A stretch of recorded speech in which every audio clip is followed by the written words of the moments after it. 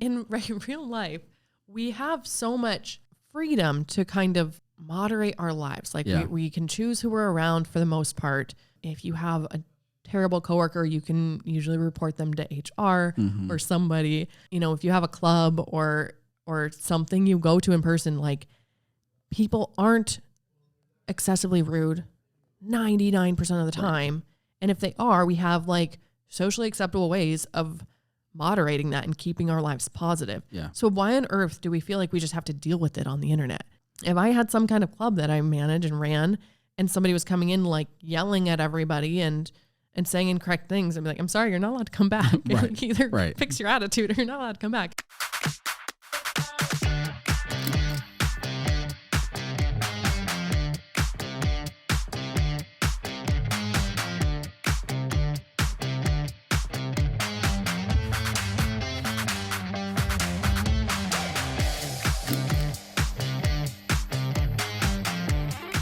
Welcome back to the Creator Files podcast.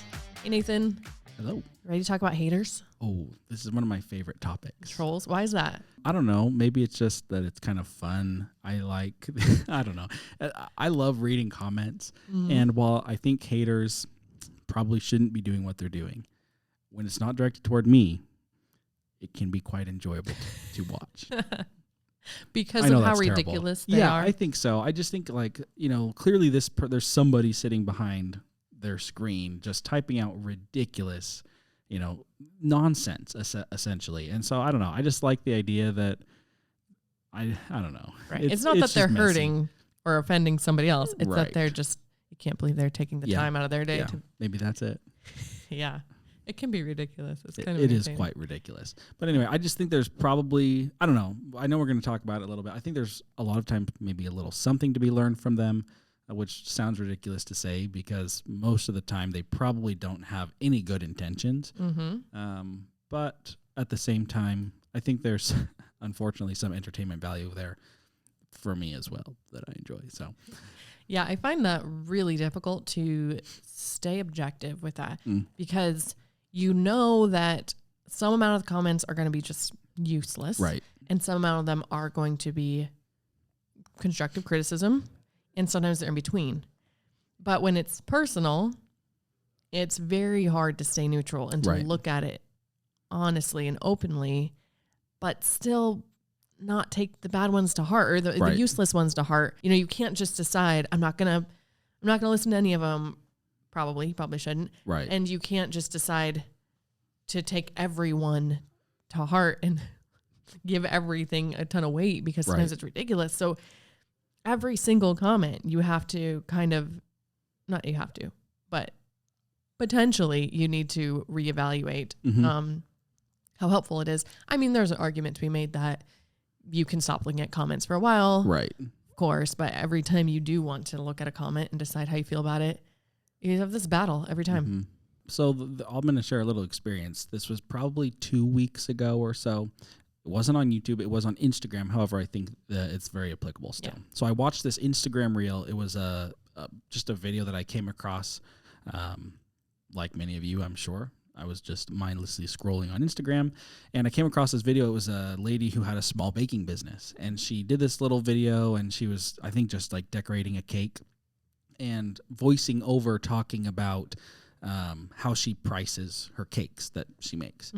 And at the end of the video, she said she gave some call to action to drive engagement in the comments, something about how would you price this cake or whatever. I went to the comments, which is kind of funny because as I was mindlessly scrolling, I don't know why I stopped on the cake video and why I cared so much what people would price the cake. Maybe because I knew that it would be a ridiculously high amount and I just had to see it in the comments. And as a cheapskate, I knew that I would just be shocked at how much people would try and charge for these. So anyway, I'm into the comments and people were posting what they would charge. I would pay $50 for that cake. Or some people would say, I paid $300. It was very wide. People have very different experiences and ideas. Anyway, the creator of this video was going in and responding to some of these comments.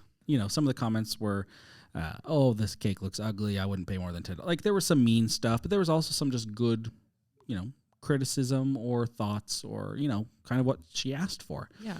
And it was really interesting because the responses that she gave to not only the mean comments, kind of the troll type comments, but also the helpful comments, it all sounded very condescending. It was really interesting to see, to me at least, that there were people who were clearly rude to her. She responded back in sort of a rude way, but it matched, the energy matched, right? But I could tell that she must have just been put in a really bad mood because her energy was very rude also toward the people who were not making mean comments. It was just condescending and sort of shocking, honestly. Yeah. It really made me think how when people are mean to us on our channels, you know, on our personal channels or, you know, channel makers or whatever, maybe you guys are going to comment mean things on this on YouTube. I don't know, but like when people are talking mean to you, I think half the issue is just how you respond to it. I think that a big part of your brand is not just curating the comments to what you want them to be, getting rid of the mean ones, taking the constructive feedback, but it's also just how you choose to respond to them. Yeah. I think makes a really big difference. Anyway, this was just such an interesting situation to me to read through these comments and see how it was clear that she was hurt probably by what these people were saying about her video.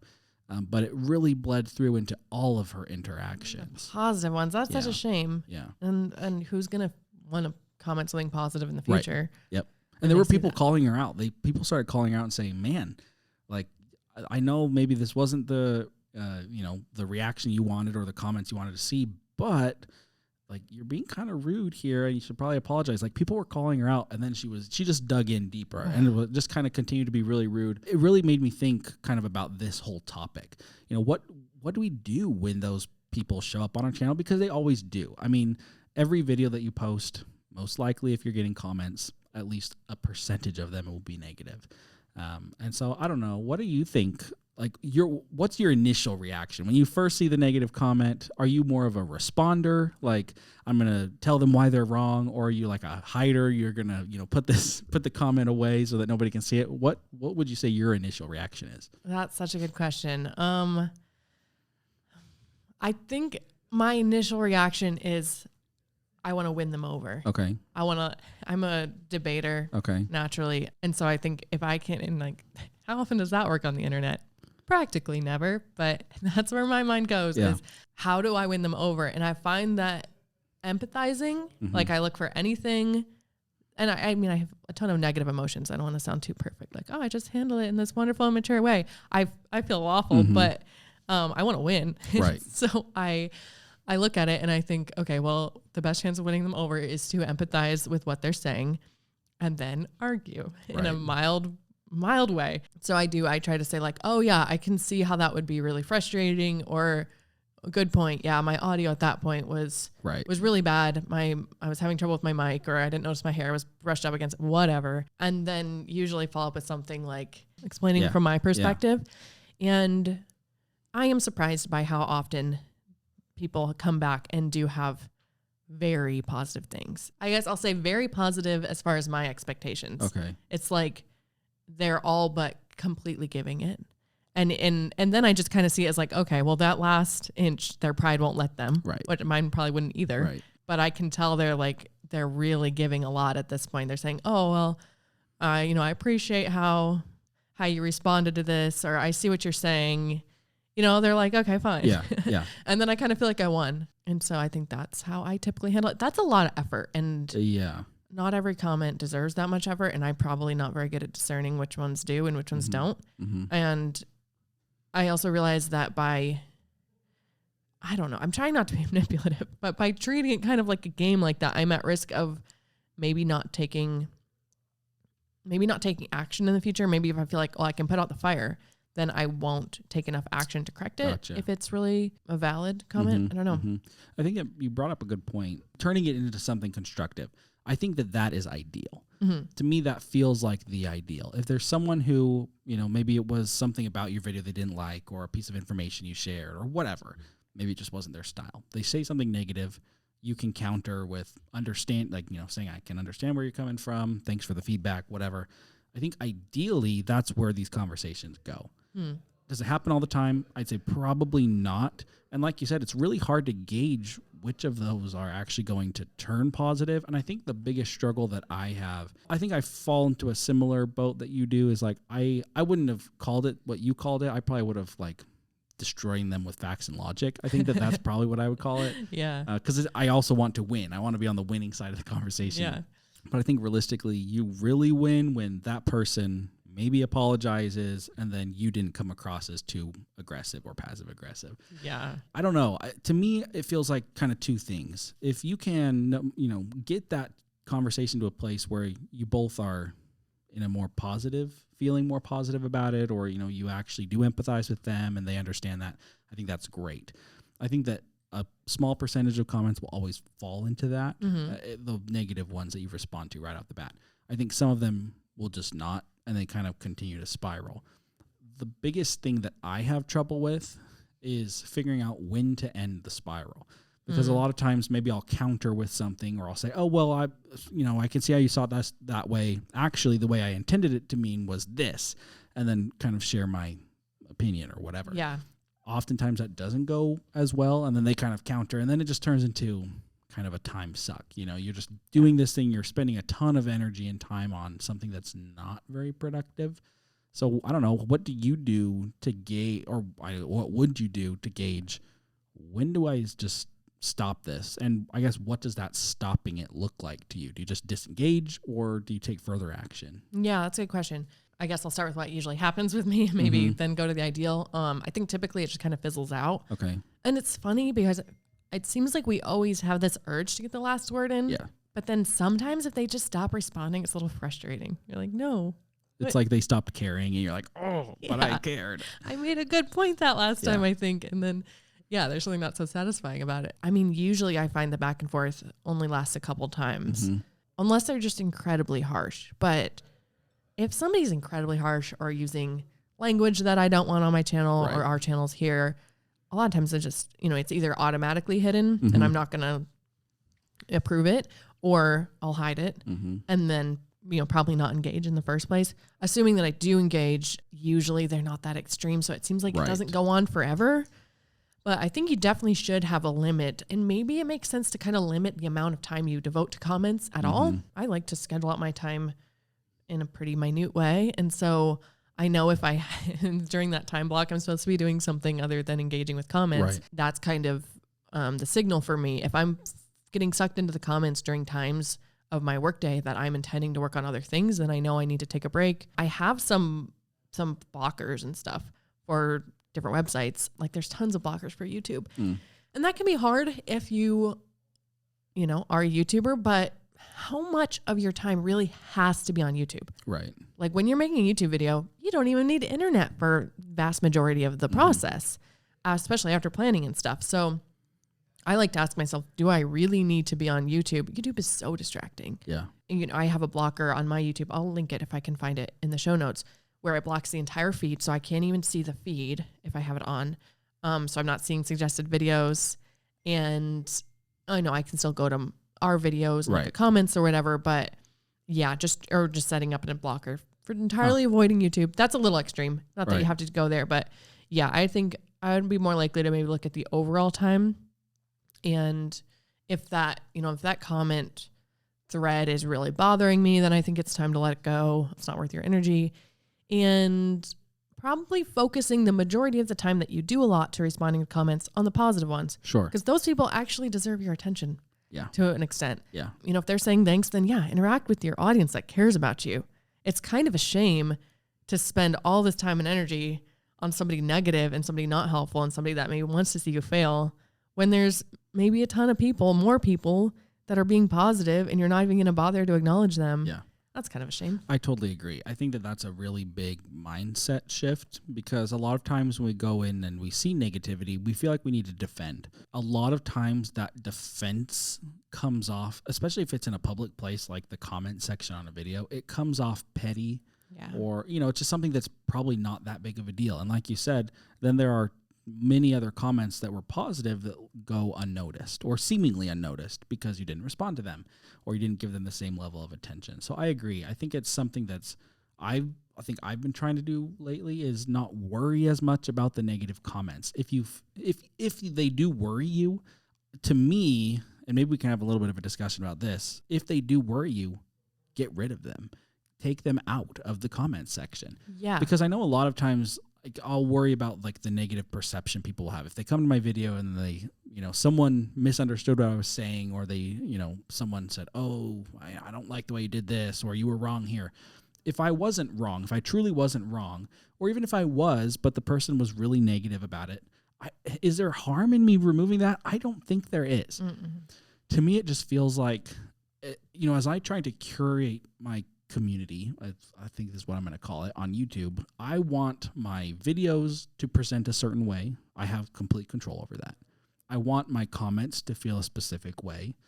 Maybe I'm blocking specific words or language or, different types of things that might not give it the vibe that I want it to have.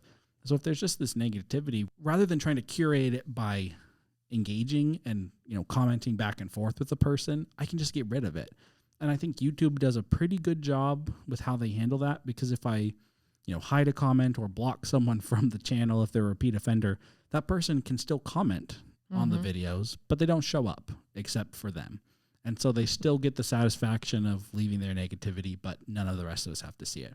I don't know. What are your thoughts on that? Because I don't know. I feel like some people say, oh, you're just hiding, if someone points something out that you did wrong, you're just hiding it, and that's kind of cowardly or whatever. I don't know. What do you think about that? Yeah, well, the first thing you said about if you know that they're wrong, like objectively it's a fact and they are wrong, then you don't want them confusing other people. Right. You don't want wrong information on your channel. So yeah, I agree. That's okay to hide it, especially if, maybe you comment and you try to say, actually, here's the facts, and they're not listening. Right. Or they're spreading a lot of fear on your channel, or something that's going to negatively affect not just people's perception of you, but people's own maybe motivation or ideas about the topic. Yeah, that should be okay. Like in real life, we have so much freedom to kind of like moderate our lives. Like we can choose who we're around for the most part. I mean, if you have a terrible coworker, you can usually report them to HR or somebody. If you have a club or something you go to in person, like people aren't excessively rude 99% of the time. Right. And if they are, we have like socially acceptable ways of moderating that and keeping our lives positive. Yeah. So why on earth do we feel like we just have to deal with it on the internet when people are so much harsher and spreading wrong information stuff? Like if I had some kind of club that I managed and ran and somebody was coming in like yelling at everybody and saying incorrect things, I'd be like, I'm sorry, you're not allowed to come back. Like either fix your attitude or you're not allowed to come back. But somehow on YouTube, it's like, it's like you're hiding something. Right. You're not hiding anything. As long as you're not hiding anything, I think that is kind of the line. Mm-hmm. If maybe if they're right, or if they have something pretty true and maybe they don't say it in the nicest way, but you can learn from it or the audience can learn from it. I think that's where you need to be a little more careful. And I don't think there's necessarily anything wrong with hiding the comments, but I think it can be better to just be a little more humble, have a more open community where you accept more varying ideas. Mm-hmm. I like that too, but yeah, at some point it's okay. Yeah, I agree. And I think like if you did something wrong in the video or a mistake, let's say, if they leave a comment that's maybe rude, but it's still feedback for you, to me, it feels like that feedback it's not for everyone else in the comments. It's for you. However, other people in the comments might have seen the mistake too. And so maybe they're thinking, oh, I wonder if he noticed the mistake, or I wonder if they noticed the mistake. There could be value in leaving it there potentially and letting it, maybe you heart it so that people can see that you got the feedback. Or maybe if it's just really negative. So an example that I saw on the Channel Makers channel just the other day, someone commented on a video that we put out, and the white balance was slightly off between my two camera angles. Mm-hmm. I remember that. A little bit annoying, maybe. Honestly, I have a hard time noticing that sort of thing, which is probably why it happened in the first place. Anyway, they said something about how it was disturbing to see something like that. Such a word. And I was like, disturbing. Wow. So I just responded and said, sorry about that. Something we'll look out for that in the future, but maybe it was mild. This is really something that's maybe mildly annoying, but disturbing. Like, really, like, and just trying to be a little bit more lighthearted about it, but just realizing they were probably just intending to leave some feedback. The language was a little stronger than it probably should have been. I didn't feel like I needed to hide the comment because other people might notice the white balance was off. Yeah. But I think that my response to it just showed that, yeah, sorry, that's how it was. And I think that makes a really big difference. Like, back to the baking lady. If I had just ripped into him and said, you know what, I put a ton of time and work into this video, and did you even listen to any of the information that was shared? All you could focus on was the stupid lighting, and that was, there was nothing to do with that in the video. Like, why are you even watching? Like, if I gave us a response like that, people are like, okay, he's having a bad day, like, it would just be the wrong approach. I have to admit there have been times where I've written comments like that, and I think it's probably, generally speaking, the wrong approach. And so you're right. I think that there's never, I don't know, the line it's a very gray area. I don't think there's just like this line where you say, yes, hide this comment or keep this one. It's just a lot of it depends on what you think you should do on the channel. Yeah. And it can be really difficult to figure that out. Yeah. I think keeping it light, though, is a really good, solid rule of thumb that I think could work for almost anybody. If almost any negative comment, just like that, I'm thinking, yeah, you're scrolling through the channel and he said something like on a channel like this. Okay, we are teaching YouTube. Right. But we still make mistakes. Right. And I mean, it's ridiculous to me to say that a white balance is disturbing. But other people seeing that when it's just his comment before you responded, I can see how they might think like, oh yeah, should I be trusting this channel? I don't know. And then you respond like, okay. Like, you're not overly defensive. Right. You're treating it as light as it should be. Mm-hmm. And I think that balances it out. And then people do realize like, oh yeah, that's probably not a huge deal. Yeah. And you're keeping that light attitude that we want our channel. We want people to feel good in the comments of our channel. And we want our audience to be generally positive and helpfully constructive, but not exaggerating and ridiculously dramatic by saying words like it's disturbing. Come on. Right. So yeah, I think that's a very good way to manage that and to get more of what you want. Like, we want a positive community. And so responding in a lighthearted way, like you're not firing back and you're not just completely apologizing. Like, oh, you're right. It was so bad. I'm so sorry. Right. But that mocking's a strong word, but you're sort of saying, like, really, dude? Like, not that big of a deal. Yeah. Not that big of a deal. And then I think that makes other haters less likely to comment. Like, think about what response will make people less likely to comment in the future. If you get really mad, a lot of trolls, well, that's kind of what they wanted. Right. Whether they admit it or not. Yep. And so, yeah, I think if you think about, well, what comment is going to be most likely to prevent this troll and other trolls that see it from commenting in the future? Yeah. Probably that. Point. Yeah. Really good point. I think that the whole comments on YouTube can be a really great thing. Mm-hmm. Like you said, it can be really good for the community building aspect. Not giving too much time to the negativity is really key. Yeah. A lot of times around here we talk about rude clues. We've given a couple examples here in the last few minutes, just talking about through some of these rude clue examples. A lot of times people say things in a way that's hurtful, but there may be still some merit to some of the things that they said. So being able to pick that out, not take it too personally is really important. It's such a hard thing to do, especially if you're having a bad day. A lot of us out here are working and then going home and balancing family and friends and work, and like, we're spending as much time as we can on the videos, but they aren't perfect. And when someone comes and says, "Oh, you're really ugly," it's just like, oh man, like, is there a rude clue there? I don't know. Like, sometimes sometimes there's not, and sometimes there is. But if you're not in the right place to receive it, it's probably just better to leave it or get rid of it. I have to admit, in my opinion, better to go a little over the top on the hide feature. Like, just getting the negativity off your channel. If you just don't want to give in to spending a lot of time with the negative comments or dealing with trolls, hide people from the channel. Like, yes, we don't want people to feel like they can't say what they want to say, but to some extent they can't. It's your community. It's your channel. If they want to say something that's not appropriate for what you want your channel to be, hide them.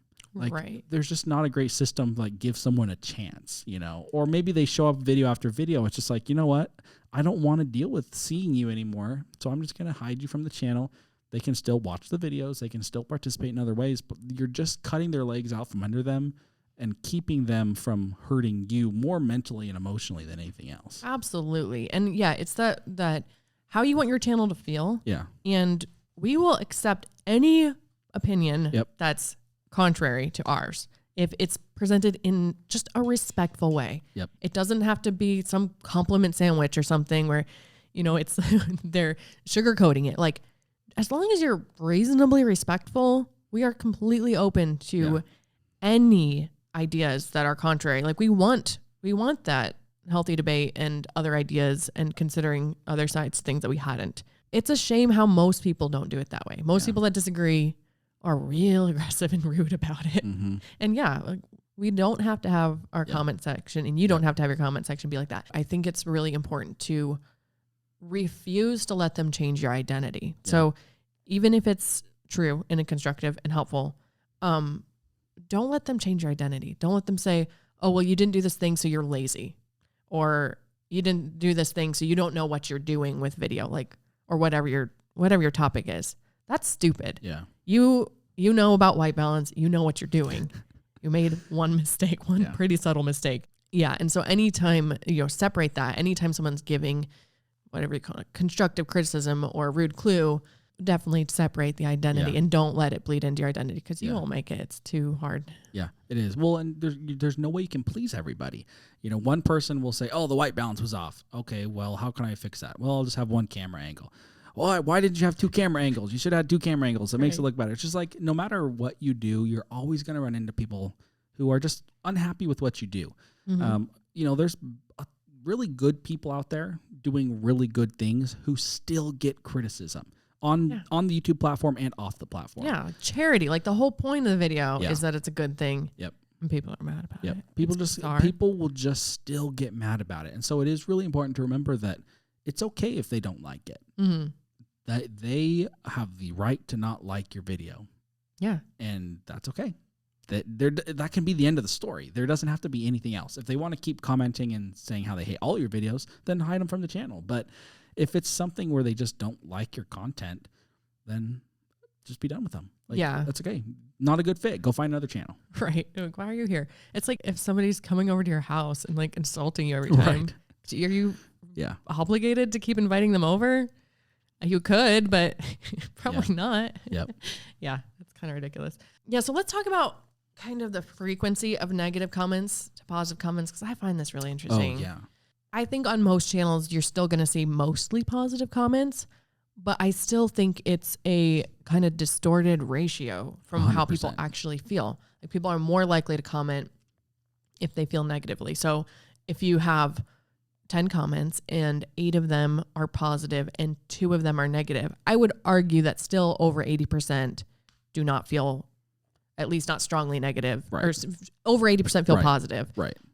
I would say there's less than 20% of people that feel very negatively about it, because I agree.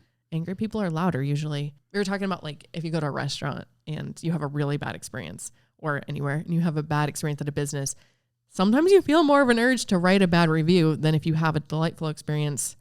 And maybe even they remind you to write a good review, and you're like, oh yeah, I'm going to do that. But you forget about it because you're not you don't feel like you're owed anything or whatever. And I think the YouTube comments can be very similar. It's like people have to get it out if they're angry. And if they're appreciative, unfortunately, they're busy and they might not think of it. And and I think negative people are a lot more used to engaging on the internet, especially people that are like trolls. They're used to doing it all the time. Right. It's a habit for them. Whereas even if a positive person might want to show support and show appreciation and make somebody's day better, it's not as much of a habit. Right. Yeah, I totally agree. I love the example you gave with the 10 comments, because I totally agree. If you have 8 of those 10 comments are positive, okay, good. Some people, just to me, that shows such an overwhelming positivity of your entire viewership. Yeah. Or because I just think most people probably really like your content. A lot of people probably watched your video and went, oh yeah, that was a good video. And then probably such a small percentage of people actually dislike the content enough where it's like, wow, that really sucked. Yeah.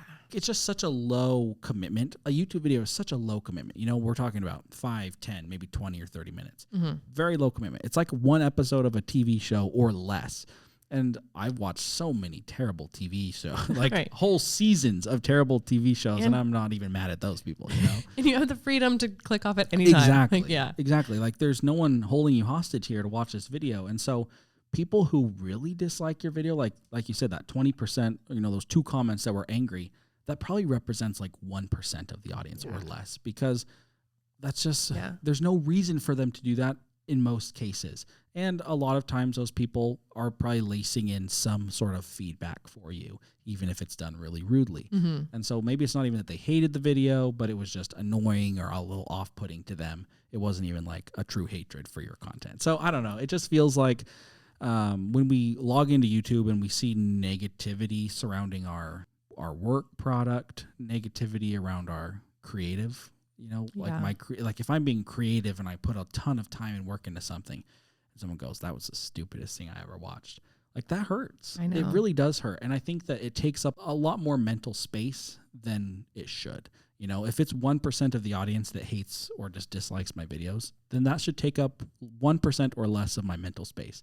But it just doesn't work like that. I think a lot of times we let those few comments that are negative take up 95% of our mental space. And then we just wonder, does everyone hate the videos? My views have been down a little bit over the last few weeks. You know, maybe people are just not enjoying it as much as they used to. When in reality, maybe you just, you know, there's something happened and the views went somewhere else for a week. Like, I think we oftentimes overthink it a lot. And in many cases, I think it leads us to make changes, like you said, to make changes to our personality or make changes to our character or make changes to our content that just aren't necessary. You know, like in that example I gave earlier with my white balance being off. Did I do that intentionally? No. Yeah. But it's not going to change how I do YouTube. You know, like I'm not going to go to one camera angle now. I'd rather have the possibility of me messing up the white balance so that I can have a second camera angle. You know, it's just little things like that. If I go and make changes, like go back down to one camera just because of that fear, like I'm going to be making a really big mistake. Yeah. At the end of the day, you know your channel best and you know what's best for your channel. Yeah. And you can consider what they said and try to adjust that thing and do better. But it's really dangerous to make too many decisions based on a couple comments. On my own channel, I did a very big pivot and I knew that it was risky. And by the time I announced the pivot, I had already dabbled in doing the new content. And I already saw that the old videos with the old topic did so much better. Like I can see the view count on my videos, but people still very blatantly liked to point out that I shouldn't be changing my direction on my channel. They're like, look at which of your videos get the most views, you stupid. Right. Well, thank you so much. I forgot to look at the view count. I didn't notice that one of the videos was 20,000 views higher than the others. Thank you. But I know that I have to do this pivot. Yeah. Whether, you know, maybe the topic is not going to ever be as popular, and especially not with my current audience that found me because of that other topic. But, you know, I actually think that the new topic will be better eventually once the algorithm has time to catch up to figure out who my audience is and all of that. Even so, I have to make this change regardless of what they say. So even though it does feel like there's a lot of truth in what they're saying, I have to do it. But there were all these negative comments of like, and it did make me feel like, oh, this new content is more shallow. It's not as helpful. It's a little less technical than I was doing before. And it did feel like I was contributing nothing anymore, just adding to the, you know, mindless consumption on YouTube. And then through kind of a roundabout way, I met somebody who had seen my channel, and he said, I was shocked because when he first said he recognized me, I assumed it was from here or Channel Makers or Income School. It was my personal channel. And he said that it changed his life. I'm like, what? I don't know. With the topic, I was surprised. I didn't expect to change anybody's life, but he used those words, your channel changed my life, and had like specific videos that he mentioned that I had years ago. I forgot about the topics of them. And I don't think I've ever gotten a comment from him saying that I changed his life, you know? So how many people are there? That's a pretty small channel. How many people are there? Like, you don't know. You do not know. And I hate to tell anybody to just focus on the positive, because like, don't want to let your ego get out of control. Right. And it is really important to look at the negative. It reminds me of the book, Ego is the Enemy. It's one of my favorite books in the whole world. And it does caution about like only focusing on your positive qualities or the positive feedback. That's very dangerous. But don't let your perception be distorted in the other direction. Yeah. Because then you'll quit. And that's dangerous too. Yeah, I totally agree. That's a cool example that even there's a lot of impact that's happening without people commenting. Yeah. And a lot of times it's for the positive. Whether you are teaching something or entertaining or whatever, most people are having a good enough experience with your video. And that's, to me, end of the story. Like, there are some people who don't. There are some people who came to your video ready to make a mean comment before they even watched the video. Yeah. This is something that every person on YouTube is going to deal with. Most of you probably listening have already dealt with this. Yeah. Maybe not in the best way possible, or maybe you're better at dealing with it than we are. But it's something that everyone's going to run into and something that hurts. If YouTube is something you're interested in and passionate about, got to figure out how to deal with it. Right. And just know that you could be having a really positive effect on people even more than they're expressing. You know, like using good video, bad video. It's deeper than that. Right. You might be impacting people a lot more significantly than just good video. Right. I enjoyed that 2 minutes of my life. You don't know. Yeah. You don't know what impact you're having. So keep at it. And yeah, if you have to take a break entirely from the comments, that's okay too. Probably a good idea at some point. Yeah, totally. Awesome. Thanks for listening. We'll talk to you guys next week. Great. Talk to y'all next time.